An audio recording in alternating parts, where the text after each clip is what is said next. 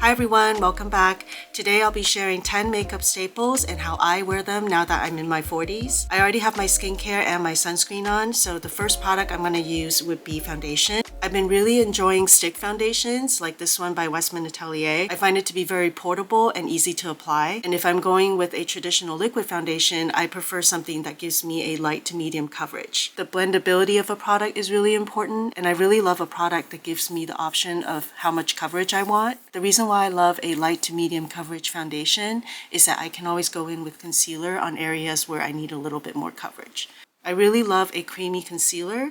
A concealer that gives my skin a little bit of moisture because it adds to the blendability of the product. And even with concealer, I stay away from full coverage. I find that if you let your skin show through, it gives you a more natural look. And also you can always go in with more if you need it, but it's really hard to take away if you apply too much. Some days my foundation sets really nicely and I can skip powder, but on days when I really want to make sure that my makeup lasts, I do like a loose powder to set everything. One of my favorite powders is the Chanel loose powder. This product I have continuously restocked. I go in with a fluffy brush, I tap off the excess, and then just lightly brush it all over my face. If I'm on the go and I want to have a powder with me for midday touch-ups, I prefer a powder that gives me a sheer or a medium coverage, something that is light and won't cake up. If you've noticed, my foundation and powder products are not full coverage because I prefer it if my skin can kind of show through underneath. I feel like it gives me a more fresh and natural look. And if I do touch up my makeup midday, I generally just use it around my T-zone and a little bit on my cheek, just sparingly wherever it's needed, not all over. If you like a powder that gives you a slight shimmer and glow, the Hourglass Lighting Palette is also very natural and very pretty. After foundation and powder, I do like a little bit of contour to bring some dimension back into my face. This is the Makeup by Mario Soft Sculpt Skin Enhancer, and I have it in the shade medium. And I'm using the Morphe M204.5 brush, and I'm just lightly dabbing it into the product and blending it out on my hands a little bit, and just going in to areas where I want a little bit more definition. And this product acts also like a bronzer in a way, so I can skip that step, and you can see it just brings a little bit more color back into my face. I also love a contour stick, so this is something I like to travel with, and on days when I use a contour product like this Westman Atelier Face Trace, I also go in with a bronzer on top of it just to bring in that warmth. I definitely have stayed away from liquid eyeliners, and I have also stayed away from a winged eyeliner look. Something that's a little bit more smudged out, a little bit softer, I find to be much more wearable. Color-wise, I find that black eyeliner still looks great. I also love a brown eyeliner. There are also 2-in-1 eye products on the market, like the eyeshadow liner combination sticks.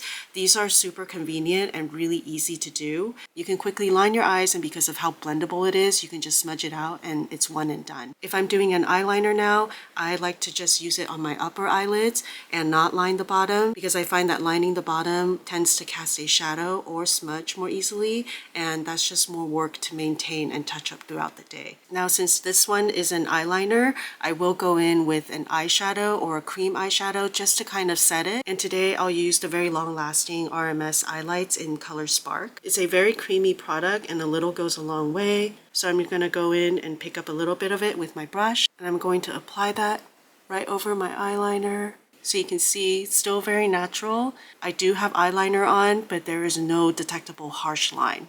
Next, I'll go in with mascara. I do curl my lashes first. For a night out or special occasion, I do love a volumizing formula, but for every day, something that gives me a little bit of definition and length is all I need. This is a tubing mascara, but I also love any formula really that doesn't clump. I actually skip my bottom lashes. I don't put mascara on them, because just like applying eyeliner to your bottom lashes, applying mascara there will create a shadow, and that just takes away from the fresh and awake look that we're going for.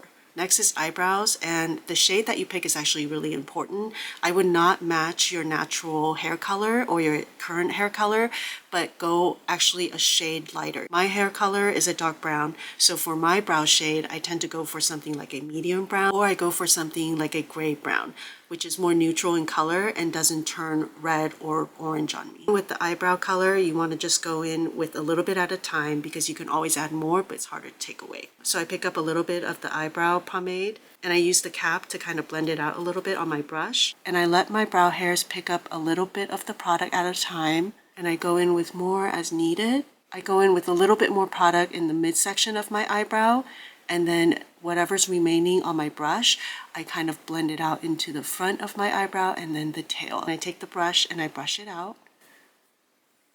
If you've noticed, a lot of the products I'm using today are on the creamier side or something that's easily blendable, because I find that those products are so much easier and faster to apply, but they also tend to look much more natural. What we definitely don't want is a cakey look. My favorite step is blush, and I do save that until the end after I've had most of my makeup done, because I want to apply it sparingly, only as needed. At this point, you can probably guess that I love a cream blush for how easy it is to apply and also the blendability. Sometimes I will use a powder blush if I want a more matte look without so much glow and shine, especially for an evening look with a smoky eye. And lastly, we have lips. I usually don't wear lip liner because I feel that my lips are pretty defined. I love a soft matte or a satin formula. If it's a true matte formula, your lips have to be very moisturized and you have to prep it so that there are no flakes, which is more high maintenance. This is one of my favorite red lipsticks. This is the Rouge Dior number 777. It's a red orange, which I find to be even wearable during the day for my complexion. And for a more natural lip color, a formula like Chanel's Rouge Allure Velvet is great. It's a new color that doesn't wash me out because it still has a little bit of pink in there. And this is a lip color that will go with any eye look also. Whenever I apply lipstick or liquid lip color,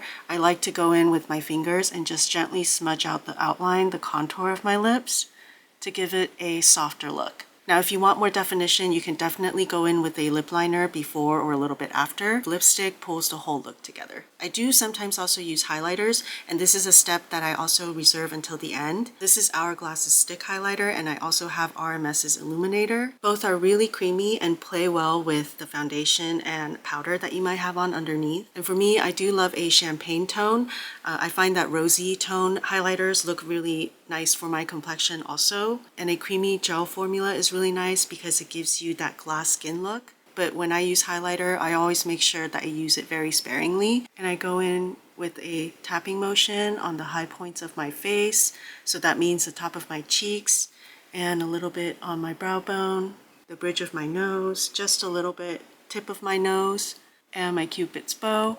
But you want it to be almost non-detectable, but still have areas where the light bounces off a little bit more and it adds to the definition of your face. Highlighters are nice because it's like adding a spotlight to your face, and the light bouncing off of your cheeks and your nose and your chin can be really flattering. But the trick is to make sure that we don't overdo this step. I hope you find this video helpful. Please subscribe or leave any comment or questions below, and I'll see you in the next one.